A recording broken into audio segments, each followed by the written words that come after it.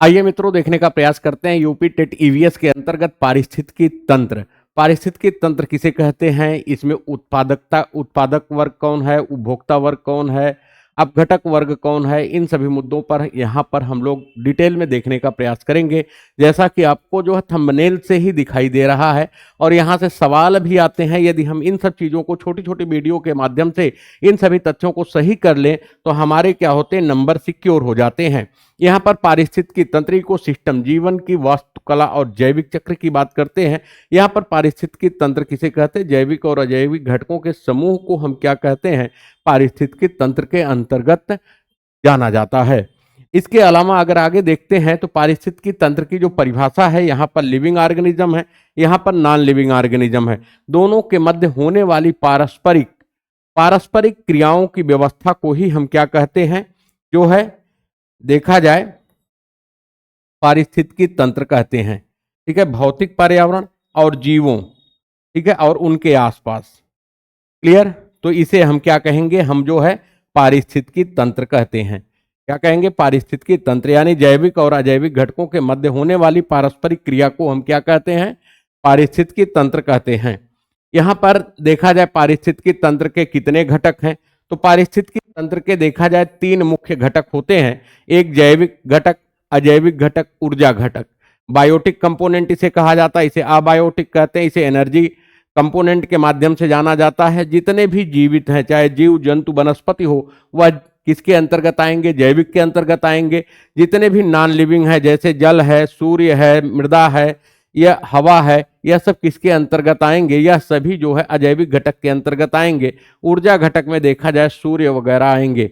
ठीक है, तो यह 3 प्रकार के घटक हैं पारिस्थितिकी तंत्र के। अगले पॉइंट पे बात करते हैं जैविक घटक।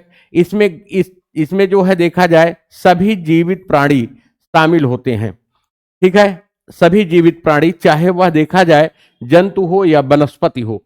यहां पर यदि हम बात करते हैं उत्पादक वर्ग, इसी के अंतर्गत आते हैं। प्रोड्यूसर जिसे कहा जाता है, यह अपना भोजन स्वयं बनाते हैं।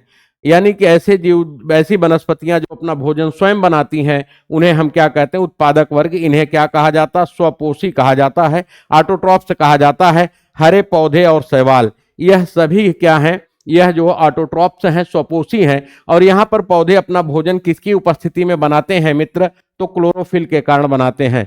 ठीक है, क्लोरोफिल या क्लोरोप्लास्ट के कारण बनाते हैं, जिसे हरित लवक कहा जाता है। ठीक है, तो यह सूर्य के प्रकाश से अपने भोजन का क्या करते हैं, निर्माण करते हैं। आगे हम लोग डिटेल में देखेंगे। यहाँ पर प्रकाश संश्लेषण की क्रिया, इसके लिए हमें प्रकाश संश्लेषण के लिए कौन कौन से तत्व की आवश्यकता होती है। पौधे अपना भोजन प्रकाश संश्लेषण द्वारा ही बनाते हैं। तो यहाँ पर हमें कार्बन डाइऑक्साइड की आवश्यकता होती है, क्लोरोफिल की आवश्यकता होती है, जल की आवश्यकता होती है, और सूर्य के प्रकाश की आवश्यकता होती है, और खनिज लवण की आवश्यकता होती है, जो जड़ से अवशोषित करते हैं। इन सब क्रियाओं से मिलकर के पौधे क्या करते, प्रकाश संश्लेषण की क्रिया करते हैं। यहाँ पर क्या होता है, ये ग्लूकोज का निर्माण करते हैं, अपने भोजन का निर्माण करते हैं, और साथ ही साथ ऑक्सीजन को वायुमंडल में मुक्त करते हैं। क्लियर? अगला पॉइंट है प्रकाश संश्लेषण प्रक्रिया और समीकरण। यहाँ पर C6CO2 + 12H2O, तो यह क्या बन जाता है, यह ग्लूकोज बन जाता है, C6H12O6 और 6O2 + 6H2O। यानी कि देखा जाए ऑक्सीजन और जल का भी निर्माण होता है। ठीक है, तो भोजन का वितरण किसके द्वारा होता है, फ्लोएम के द्वारा। जल व खनिज किसके द्वारा अवशोषण होता है, जाइलम के द्वारा। क्लियर? पत्तियों में भोजन का निर्माण होता है। क्लियर? चलें आगे। उत्पादक से संबंधित महत्वपूर्ण तथ्य, यह प्रकाश संश्लेषण की क्रिया हरे पौधों में होती है। हरे पौधों को पृथ्वी के फेफड़ा कहा जाता है, जैसा कि हम लोगों ने देखा है। क्यों कहा जाता है पृथ्वी का फेफड़ा, क्योंकि ये ऑक्सीजन का उत्पादन करते हैं और कार्बन डाइऑक्साइड का अवशोषण करते हैं। और इसके अंतर्गत देखा जाए शैवाल को भी सम्मिलित किया जाता है। यहाँ पर कंफ्यूजन हो जाता है आप लोगों को, यह भी हरे होते हैं, यह भी इसी के अंतर्गत सम्मिलित होते हैं। पौधे भोजन को स्टार्च के रूप में संचित करते हैं। किसके रूप में करते हैं मित्र, तो स्टार्च के रूप में। और वन सबसे सक्रिय प्राकृतिक उत्पादक तंत्र माने जाते हैं। क्लियर? चलें आगे। चलिए अगले पॉइंट पे हम लोग बात करते हैं। यहां पर उपभोक्ता वर्ग, ऐसे जीव जो अपना भोजन स्वयं नहीं बनाते, वे भोजन के लिए उत्पादकों पर क्या होता, निर्भर रहते हैं, उसे हम क्या कहते हैं, उपभोक्ता कहते हैं, जैसे हम आप हैं। ठीक है, तो प्रथम श्रेणी के उपभोक्ता ये सीधे उत्पादकों या पौधों पर निर्भर रहते हैं, इन्हें शाकाहारी कहते हैं। जो प्राथमिक उपभोक्ता होते हैं वह अमूमन पौधों पर निर्भर होते हैं, वह शाकाहारी। जैसे टिड्डा घास खाता है, हिरन घास खाता है, गाय घास खाती है, खरगोश गाजर खाता है। ठीक है, तो यह सभी क्या हैं, ये शाकाहारी हैं और प्राथमिक उत्पाद उपभोक्ता के अंतर्गत आते हैं। ठीक है, प्राथमिक उपभोक्ता के अंतर्गत आते हैं। क्लियर, चलें आगे। यहां पर द्वितीय श्रेणी के उपभोक्ता ऐसे जीव जो शाकाहारी जीवों का शिकार करते हैं और यह मांसाहारी होते हैं, उन्हें हम क्या कहते हैं, द्वितीय श्रेणी के उपभोक्ता। जैसे सांप है, शेर है। तृतीय श्रेणी में ऐसे जीव जो द्वितीय श्रेणी के उपभोक्ताओं का शिकार करते हैं और यह खाद्य श्रृंखला के शीर्ष पर होते हैं। ठीक है, जैसे चील है, गिद्ध है।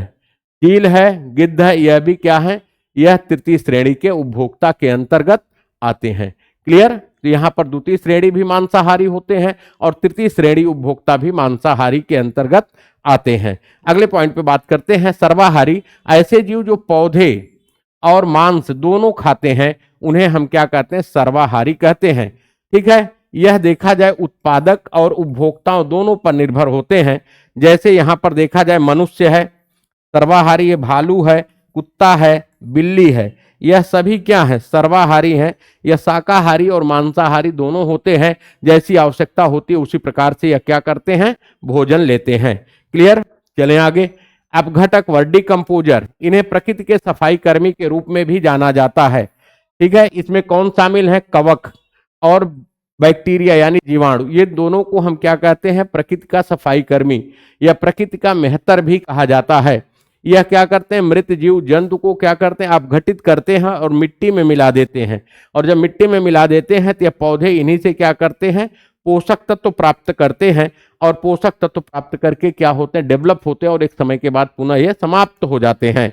तो यह मृत पदार्थों को विघटित करके पर्यावरण संतुलन बनाए रखते हैं। चलें आगे। अगले पॉइंट पे हम बात करते हैं अपघटक, महत्वपूर्ण बिंदु। पहले क्या होता है, विघटन करते हैं। ठीक है, जैसे यहां पर कार्बनिक पदार्थ है, कार्बनिक पदार्थों का क्या होगा, विघटन होगा। विघटन होने के बाद ये अकार्बनिक पदार्थ इनऑर्गेनिक मैटर में क्या होंगे, विघटित हो जाएंगे, वियोजित हो जाएंगे। और यह कैसी क्रिया कहलाती है, यह जैविक क्रिया है, बायोलॉजिकल प्रोसेस है। यह कैसी क्रिया है, तो जैविक क्रिया, जहां से आपसे सवाल पूछा जाता है। अगले पॉइंट पे हम लोग देखते हैं पर्यावरणीय रसायन मीथेन गैस।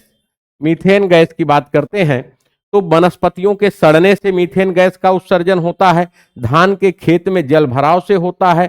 पशुओं द्वारा जुगाली करने से, जो पागुर करते हैं उनके द्वारा मीथेन गैस का उत्सर्जन होता है। मीथेन कैसी गैस है, ग्रीन हाउस गैस है जो वैश्विक ताप वृद्धि ग्लोबल वार्मिंग में योगदान देती है।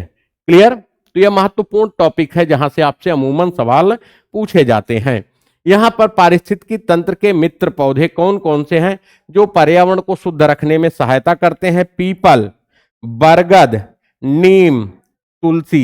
यह क्या करते हैं, वायु को शुद्ध करते हैं, ऑक्सीजन की मात्रा बढ़ाते हैं, पर्यावरण संतुलन बनाए रखते हैं। देखा जाए पीपल यह 24 घंटे हमें क्या करता, ऑक्सीजन देता है। 24 घंटे क्या करता है, ऑक्सीजन देता है। यही एक पौधा है जो 24 घंटे देता है और इसके पत्ते हमेशा हिलते रहते हैं। पत्ते हमेशा हिलते रहते हैं, हमेशा हिलते रहते हैं। ठीक है, चाहे हवा चले ना चले। क्लियर, बनियान, बरगद जो है यह भारत का राष्ट्रीय वृक्ष है। तुलसी, नीम औषधि के रूप में प्रयोग में लाए जाते हैं। क्लियर, चलें आगे। अब यहां पर आपके अभ्यास से संबंधित प्रश्न है।